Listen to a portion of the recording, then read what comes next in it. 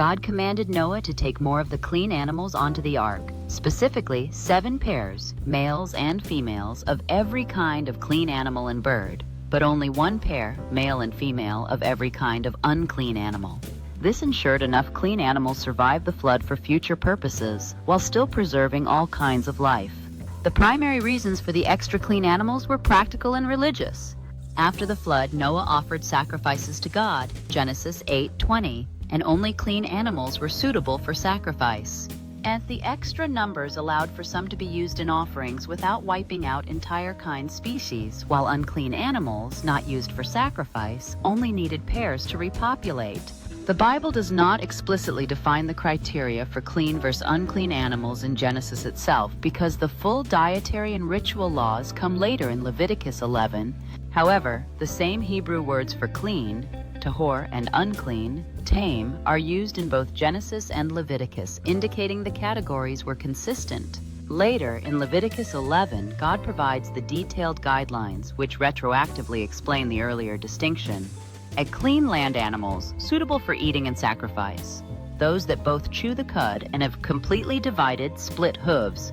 Examples include cattle, cows, oxen, sheep, goats, deer, and gazelles. Unclean land animals not suitable. Those missing one or both criteria.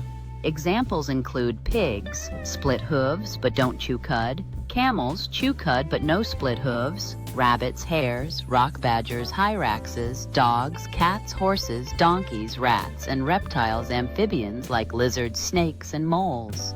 Clean birds, generally those not listed as unclean, e.g. doves, pigeons, chickens, ducks in some interpretations. Unclean birds, predatory or scavenging ones like eagles, vultures, owls, hawks, ravens, ostriches, and bats included in the bird list. Clean sea creatures, those with fins and scales, e.g. salmon, tuna, cod. Unclean sea creatures, shellfish, eels, catfish, shrimp, lobster, etc. No fins, scales. A few insects like locusts and grasshoppers are clean, but most creeping, swarming things are unclean. In the pre-flood world, and for Noah, people were still largely vegetarian, Genesis chapter 1, 29-30.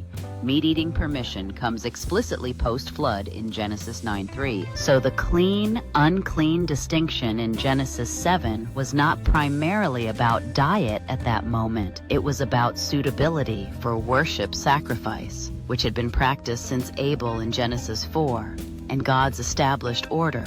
Scholars and biblical traditions, including Jewish midrash, generally agree that God directly revealed or communicated this knowledge to early patriarchs like Adam, Abel, and Noah, even though it's not spelled out in the text before Leviticus.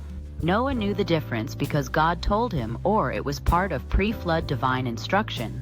This distinction was ceremonial, ritual in nature, not moral in the sense of sinfulness. And in the New Testament, it's fulfilled and set aside for Christians, e.g. Mark 7:19.